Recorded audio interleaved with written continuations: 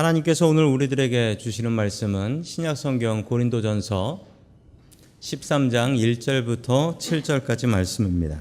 내가 사람의 방언과 천사의 말을 할지라도 사랑이 없으면 소리나는 구리와 울리는 꽹과리가 되고, 내가 예언하는 능력이 있어 모든 비밀과 모든 지식을 알고 또 산을 옮길 만한 모든 믿음이 있을지라도 사랑이 없으면 내가 아무것도 아니요, 내가 내게 있는 모든 것으로 구제하고 또 내 몸을 불사르게 내어줄지라도 사랑이 없으면 내게 아무 유익이 없느니라. 사랑은 오래 참고 사랑은 온유하며 시기하지 아니하며 사랑은 자랑하지 아니하며 교만하지 아니하며 무례히 행치 아니하며 자기의 유익을 구하지 아니하며 성내지 아니하며 악한 것을 생각하지 아니하며 불의를 기뻐하지 아니하며 진리와 함께 기뻐하고 모든 것을 참으며 모든 것을 믿으며 모든 것을 바라며 모든 것을 견디느니라. 아멘. 하나님께서 우리와 함께 하시며 말씀 주심을 감사드립니다. 아멘. 자, 오늘 말씀은 정의진 목사님께서 증거해 주시겠습니다. 우리 정의진 목사님께서는 G2에서 역사신학으로 박사 과정을 밟고 계십니다. 우리 나오실 때 우리 손을 들고 할렐루야로 인사하시겠습니다. 할렐루야. 네, 우리 옆에 계신 분들하고 한번 인사하겠습니다. 한번 사랑합니다 이렇게 한번 오늘 인사하겠습니다.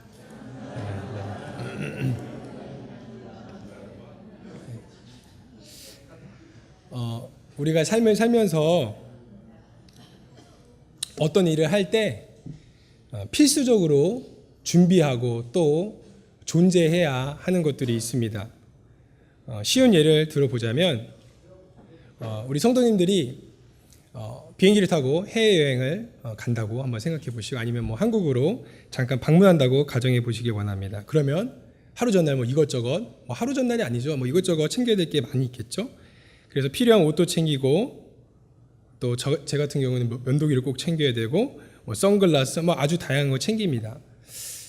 그런데 제가 말씀드린 이런 것들은 설령 그 준비하는 과정 가운데 빠뜨린다고 해서, 물론 그것이 불편함을 주지만 그것이 없다고 여행을 불가능할 정도의 심각한 문제는 초래하지 않습니다. 그러나 이러한 경우는 어떻습니까? 비행기를 타야 되는데 공항에 딱 도착했는데 여권이 분실된 걸 발견한 거예요. 그럼 여행을 갈 수가 없습니다. 그 여행 자체가 성립될 수 없습니다. 다른 예로 어느 식장에 결혼식을 위해서 많은 하객들이 모여 있다고 한번 생각해 봅시다. 아름다운 또 여러 장식으로 꾸며진 예식장에 아주 맛있는 식사도 당연히 준비되어 있고, 또 주례와 축가를 또 이렇게 순서를 맡은 이들도 다 모여 있습니다. 근데 어찌된 연유인지 그 신랑과 신부가 그 결혼식장에 도착하지 않는다면 다른 모든 것들이 다 준비가 되어 있어도 그 결혼식 할 수 있을까요? 없을까요? 결혼식 못합니다. 이처럼 무엇이 없어서 단순히 부족하고 불편함을 느끼는 정도가 아니라 지금껏 준비하고 수고한 그 모든 일들이 허사가 되고 물거품이 되는, 그래서 꼭 챙겨야 하는 필수적인 것들이 우리 인생 가운데 존재하는데, 오늘 말씀은 우리의 신앙생활에 있어서도, 아니 넓게는 우리의 삶에 있어서도 그 무엇과도 비교할 수 없고 견줄 수 없는 가장 중요하고 결정적인 덕목이 있다고 소개하고 있는데, 잘 아시다시피 바로 사랑입니다. 오늘 본문 1절에서 3절을 보시면 아주 화려한 표현들로 아주 시와 같은 그런 표현들이 가득합니다. 신령한 방언과 천사의 말을 할지라도 모든 비밀과 지식에 통달하고 산을 옮길 만한 믿음과 능력이 있더라도 모든 것을 다 내주면서 구제를 하더라도, 그리고 특별히 내 몸을 불사르게 내준다는 표현도 있는데, 이것은 학자들은 당시 유대 전통에 따라서 경건한 자들이 배교의 위협을 무릅쓰고 순교하는 그런 모습을 시적으로 표현한 단어라고 해석합니다. 그래서 이렇게 중요한 1절 3절에 있는 귀하고 아름답고 수많은 신령과 신령한 은사와 체험, 봉사와 헌신, 심지어 순교가 가득하다 할지라도 만약 그 안에 사랑이 존재하지 않는다면 그 의미가 그냥 퇴색되거나 반감되는 것에서 그치는 것이 아니라 영어 성경을 보면 I am nothing. 완전히 물거품이 된다. 말짱 꽝이다. 라고 기록하고 있습니다. 그런데 우리가 오해하면 안 되는 것이 사도 바울은 오늘 말씀 가운데 이런 신령한 은사와 또 귀한 헌신과 또 고귀한 순교를 무가치하다고 말하는 것이 아닙니다. 아까 얘처럼 우리 여행 갈 때 준비물 많이 챙기면 많이 챙길수록 여행이 수월하고 행복합니다.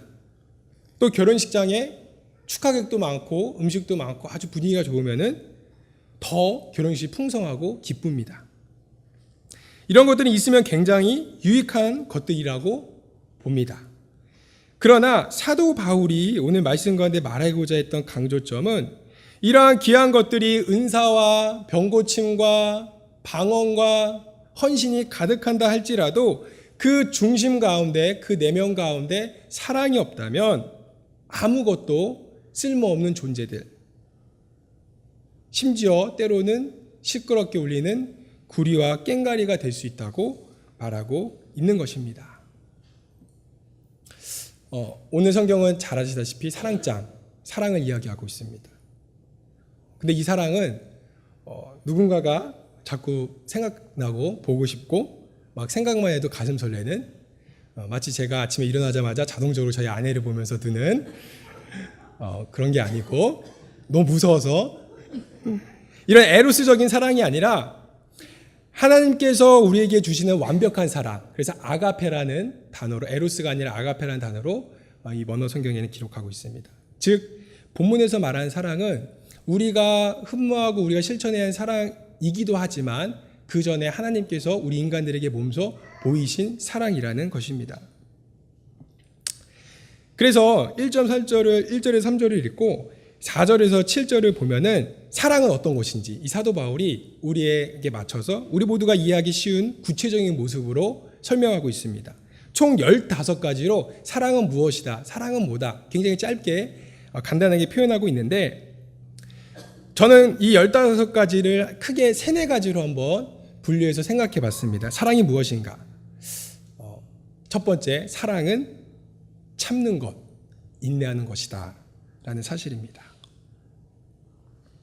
4절, 7절 보시면 이 인내와 관련된 표현이 어떤 것이 나와 있냐면 사랑은 오래 참고 온유하며 성내지 아니하며 모든 것을 참으며 모든 것을 견딘다 라는 말을 통해서 사랑은 인내하는 거다. 사랑은 다른 게 아니라 참는 거다 라고 말을 하고 있습니다. 제가 간단한 질문 한 가지 하겠습니다. 우리가 사랑하기 때문에 인내하고 참게 되는 것일까요? 아니면 참고 인내함으로 사랑을 표현하고 사랑을 완성하는 것일까요? 사랑하기 때문에 참느냐? 참음으로써 사랑을 완성시키냐? 저는 둘 다 맞는 이야기라고 생각합니다. 사랑하기 때문에 못 참을 것도 참을 수 있고 인내하기 어려운 순간에도 인내할 수 있고 또 인내함으로써 참음으로써 어떤 대상에 대한 사랑을 완성시키고 표현할 수 있게 되는 것입니다.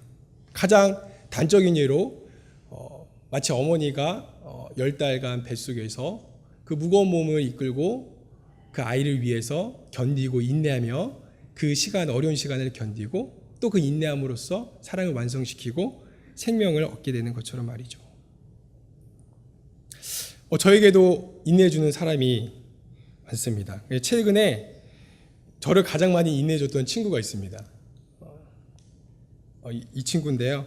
미국 친구입니다. 이름이 토마스 햄튼이라는 친구인데 제가 조지아 애틀란타에서 2년 전에 이제 한 신학교에서 공부했을 때 만났던 친구입니다. 근데 이 친구 굉장히 똑똑한 친구였어요. 그 바이오 엔지니어링으로 미국에서 3위 안에 드는 학교를 졸업할 정도로 아주 똑똑한 친구였는데 좋은 직장의 기회를 마다하고 할아버지가 이제 목사님인데 그 뒤를 잇겠다고 신학교에 온 친구였습니다. 그리고 이 친구가 정말 대단한 게 나이도 굉장히 좀 어린데 방학 때는 혼자 단기 선교로 아프리카도 카메룬 이런 데 갔던 굉장히 신실했던 친구였습니다. 제가 이 친구랑 어떻게 친해졌냐면 놀랍게도 영어를 굉장히 못해서 친해졌습니다. 제가 미국에 이제 와이프하고 애들보다 한 2달 먼저 일찍 왔는데 미국에 도착하고 한 2주 정도 지나니까 이제 이상과 현실의 괴리가 이제 한국식 영어로 이제 처절하게 느껴지기 시작했습니다. 그래서 지금도 물론 힘든데 너무 힘든 거예요, 영어가. 수업 시간에 말도 잘 못하겠고, 그래서 이게 마음이 너무 힘드니까 마음이 힘들면 기도도 간절하게 나올 수밖에 없습니다. 그래서 제가 정말 간절하게 하나님께 하나님 여기까지 큰 결단하고 또 기도응답 받고 유학 인도하셨으면 상황이 이런데 하나님 제게 사람 좀 붙여주셔야 되지 않습니까? 막 이렇게 실력이 확 올라가는 것이 아니라면 또 영어도 좀 도와주고 좀 이렇게 말도 편하게 할 수 있고 좀 그런 관계를 할 수 있는 그런 좀 친구 같은 사람을 만나게 해주셔야 되지 않습니까? 하고 기도했는데 바로 그 다음 날 하나님께서 이 친구를 만나게 해주셨는데 우연히 수업 시간에 옆자리에 앉게 되고 그 말을 조금 하다가 알고 보니까 또 우연하게 같이 또 제가 운동을 좋아하는데 탁구를 같이 치게 되고 또 이 친구가 그날 바로 또 자기 집에 밥 먹으러 가자는 거예요. 그래서 밥도 같이 먹고 하루 종일 같이 있었습니다. 그래서 딱 보니까 괜찮은 것 같아요, 사람이. 그래서 제가 조심스럽게 물어봤습니다. 너가 알다시피 내가 지금 이런 상황이다. 내 영어를 조금 봐줄 수 있는 사람이 필요하다. 나 이것을 놓고 사실 기도하고 있다. 그렇게 말하니까 이 친구가 바로 그 자리에서 내가 너의 기도 응답이다. 기도 제목 응답이다. 이렇게 말하는 거예요. 근데 나중에 알고 보니까 이 친구 여자친구가 한국계였어요. 그래서 한국과 한국어에 대해서 좀 이렇게 관심이 있고 마음이 좀 열려있던 친구였는데 그래서 그날 이후로 일주일에 2번씩 꼬박꼬박 빠짐없이 제가 쓴 난해한 글을 다 프루프리딩 해주고 또 이 친구가 엔지니어링을 전공했으니까 저는 기계 이런 거 정말 모르거든요. 목사님도 아시다시피. 그래서 이 친구가 집에 이제 오래된 기숙사에 문제가 있으면은 뭐 다 고쳐주는 거예요.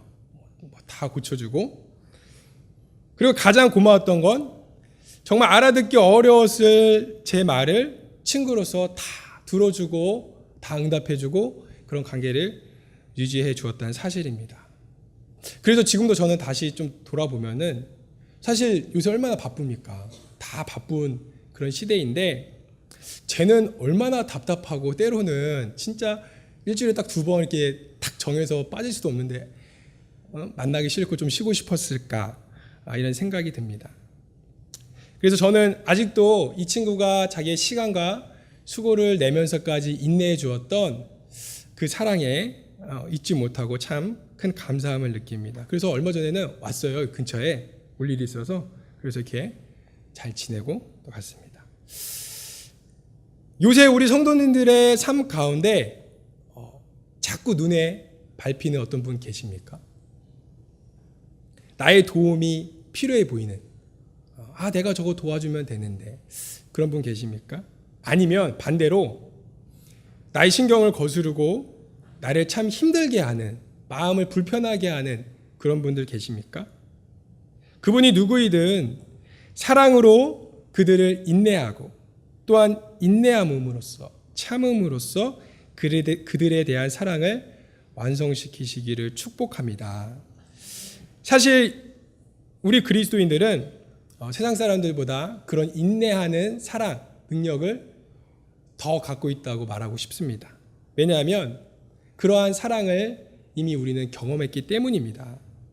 가장 인내하기 힘든 순간에도 끝까지 인내하시며 우리를 향한 놀라운 사랑을 확증하신 그 십자가 위에 예수님의 사랑, 그것을 우리가 경험하였기에 그것을 우리가 기억하고 흉내낼 수 있기에 우리가 그 어떤 순간에도 인내함으로써 사랑을 실천할 수 있는 것입니다.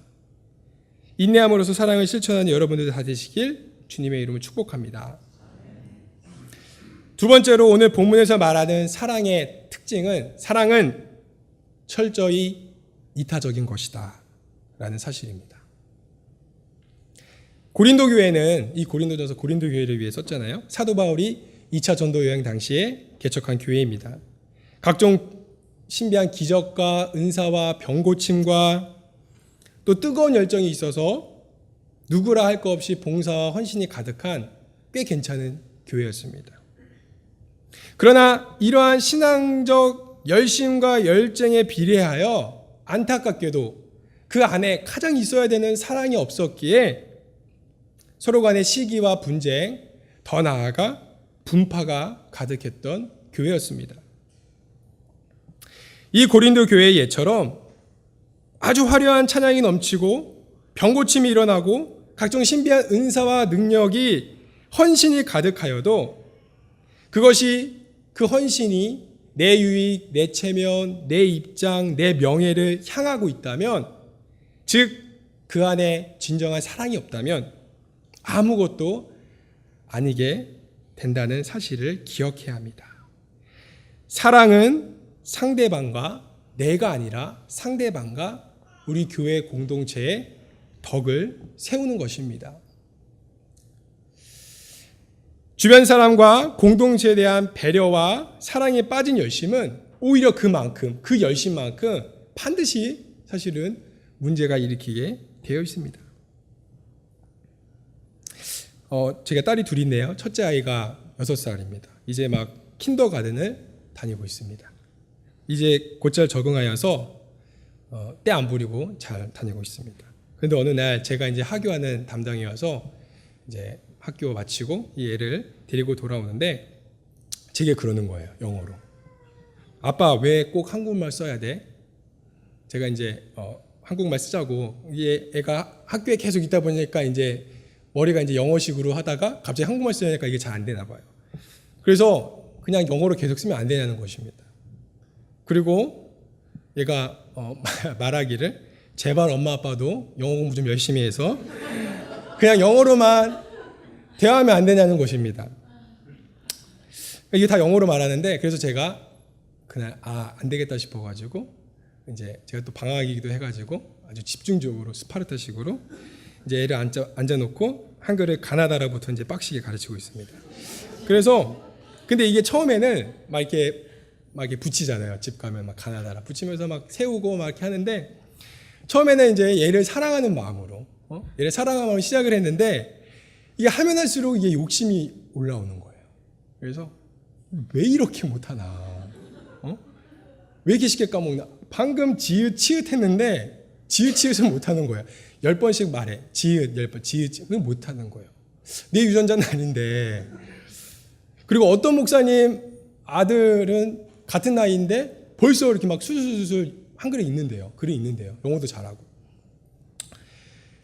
그래서 어느새 이 아이를 향한 마음보다, 그리고 사실 얼마나 애가 스트레스 받겠어요.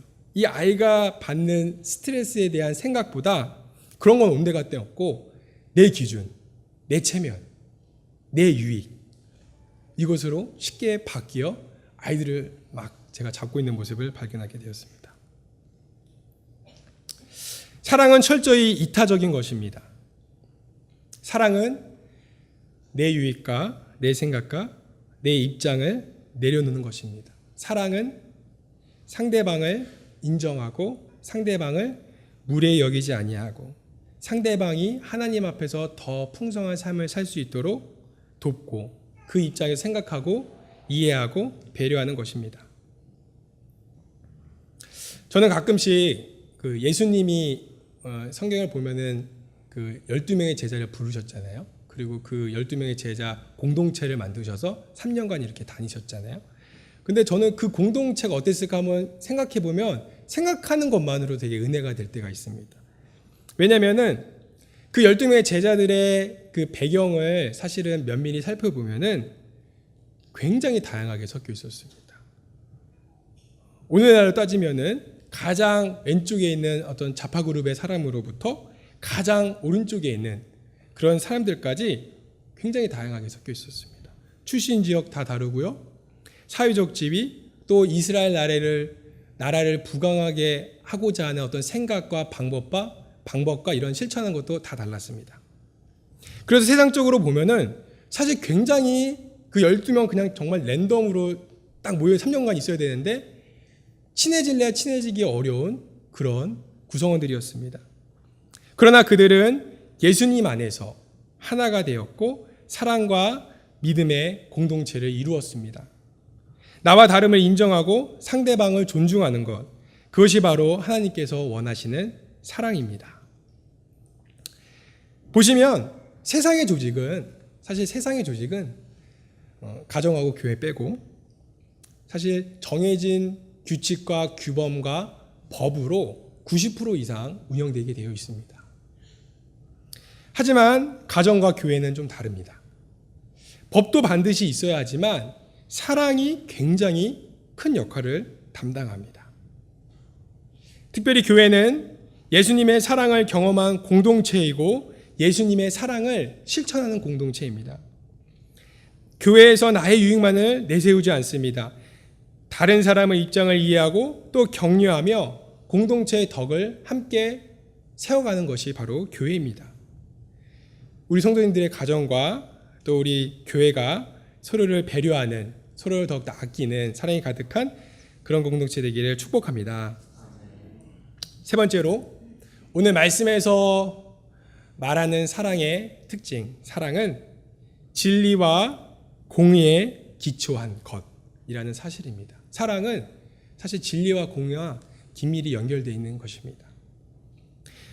우리가 하나님의 성품을 이야기할 때, 우리가 하나님을 부를 때 다양하게 부르지만 우리 성품에 대해서 특별히 얘기할 때 사랑과 정의, 공의가 가득한 하나님이라고 말을 합니다.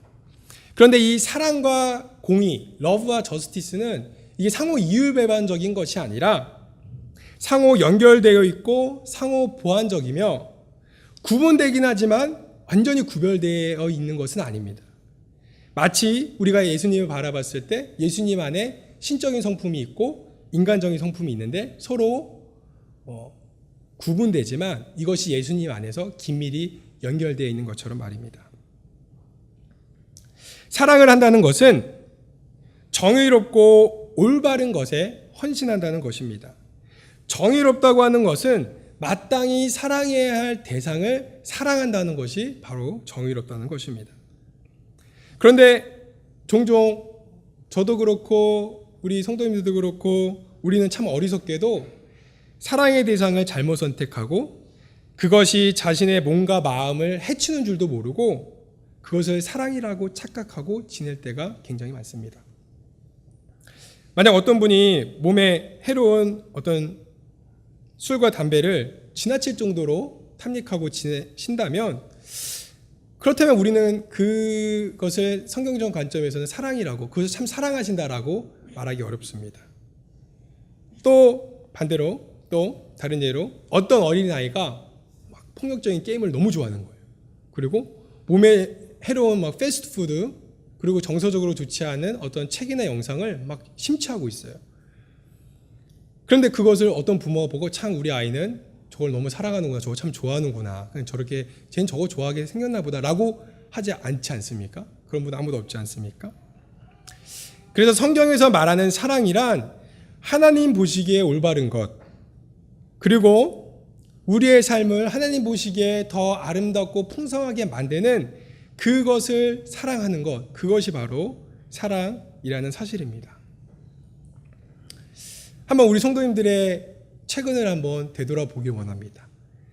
최근에 어떤 옳지 않은 것들에 대해서 사랑이라는 명목하에 마음을 뺏기고 나의 마음과 나의 몸을, 나의 영혼을 해치는 줄도 모르고 거기에 심취해 있었던 그런 모습은 없지 않으셨습니까? 그러면서도 정작 사랑해야 될 것들, 정말 하나님이 우리에게 기대하고 바라시는 것들에 대해서는 무관심한 모습이 우리에게 없지 않았나 한번 되돌아보는 시간 되시길 권면드립니다.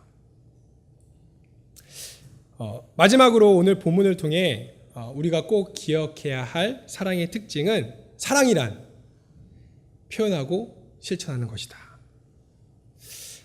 바울은 13장에서 4절에서 7절을 보시면 사랑이 무엇이고 사랑이 얼마나 중요한지 그렇게 그냥 알고만 있는 상태에서 그치면 된다라고 말하는 것이 아니라 행동하는 단어로 이 사랑을 표현함으로써 사랑이란 실천의 자리로 꼭 나와야 된다. 사랑은 동사다라고 말을 하고 있는 것입니다. 이분은 일본 분이십니다. 오츠 슈이치라는 호스피스 전문의입니다. 네, 이분이 직업상 병상에서 임종을 맞이하는 그런 사람들을 많이 접하게 되는데, 그래서 이분이 이제 1,000명이 넘는 환자들을 케어하고 이분들과 대화를 나누면서 이분들이 마지막에 인생의 정말 마지막 시간에 무슨 생각을 하고 어떤 대화를 이렇게 나눴는지 기록해가지고 책으로 냈습니다. 그래서 한국과 일본에서는 100만 부나 넘게 팔렸다고 합니다. 요새 책 안 팔리는데. 근데 이 책 제목 보시면 죽을 때 후회하는 25가지. 그러니까 말 그대로 이 세상에서 마지막 순간을 맞이하는 분들은 과연 뭘 아쉬워하고 무슨 생각을 하냐. 이분이 이렇게 직접 대화하면서 경험하면서 정리를 한 겁니다. 그래서 25가지가 있는데 여기 보시면 쭉 25가지 이렇게 순서대로 몇 가지는 우리의 눈길을 끕니다. 22번째, 좀 더 일찍 담배를 끊었더라면. 13번째, 좀 더 맛있는 음식을 많이 먹었더라면. 10번째, 죽도록 일만 하지 않았더라면. 9번째, 기억에 남는 연애를 해보았더라면. 이렇게 이게 쭉 후회를 하시는 그런 것들이 있는데, 가장 첫 번째로 가장 많이 후회했던 것, 그것은 사랑하는 사람에게 고맙다는 말을 많이 했더라면. 사랑하는 사람을 사랑한다고, 고맙다고 그런 표현을 많이 했더라면, 그것을 많이 못해서 너무 아쉬워했답니다. 2001년 9.12 테러가 끔찍한 사건이 이 땅에서 있었습니다. 그 당시에 비행기에서 또 빌딩에서 자신의 죽음을 직감한, 이제는 상황을 보니까 조금 되지 않겠구나라고 직감한 희생자들이 마지막으로 취했던 공통된 행동이 있습니다. 그것은 전화기를 꺼내서 통화로, 그리고 텍스트로, 보이스메일로 사랑하는 가족과 연인, 친구에게 마지막 작별 인사를 했던 것입니다. 그래서 그 중에 175편 비행기에 있었던 브라이언이라는 희생자가 이게 자신의 아내에게 마지막으로 남겼던 메시지입니다. 뭐라 말하냐면, 여보 나야 잘 들어. 지금 비행기가 납치되었어. 만약 상황이 잘 해결되지 않는다면 내가 당신을 지금껏 얼마나 사랑했는지, 그리고 지금도 사랑하는지 알아줬으면 좋겠어. 당신이 잘 지내길 바라고 부모님과 모든 사람들도 잘 대해줬으면 좋겠어. 그리고 당신이 천국에 오게 되면 아마 우리는 그때 다시 볼 수 있을 것 같아. 다시 한번 당신을 정말로 사랑해. 잘 지내. 부디 다시 연락할 수 있게 되길. 이런 텍스트뿐만 아니라 엄마 너무 사랑해. 정말 고마웠어. 그런 텍스트가, 그런 메시지가 참 많이 남겨졌다고 합니다. 올해도 이제 단 하루밖에 남지 않았습니다. 새해에는 떡국만 먹는 것이 아니라 나이도 한 살 더 먹게 됩니다. 시간과 인생이 참으로 빨리 지나갑니다. 사실 사랑하기에도 굉장히 부족한 게 우리들의 인생입니다. 누군가에 대한 고마움과 사랑을 그냥 마음속에만 간직하는 것이 아니라, 그렇게 되면 사랑이 완성이 될 수 없습니다. 표현과 실천의 자리로 나아가야만 진정한 사랑이 될 수 있습니다. 요한복음에서 예수님은 우리에게 이렇게 말씀하십니다. 새 계명을 너희에게 주노니 서로 사랑하라. 내가 너희를 사랑한 것 같이 너희도 서로 사랑하라. 너희도 서로 사랑하면 이로써 모든 사람이 너희가 내 제자인 줄 알리라. 올해 남은 하루, 그리고 다가오는 새해, 주님께서 나에게 주신 사랑 기억하며 주변 사람들을 인내하고 또 배려하고 또 실천함으로써 주님이 우리에게 말씀하신 사랑을 실천하는 여러분들 다 되시길 축복합니다.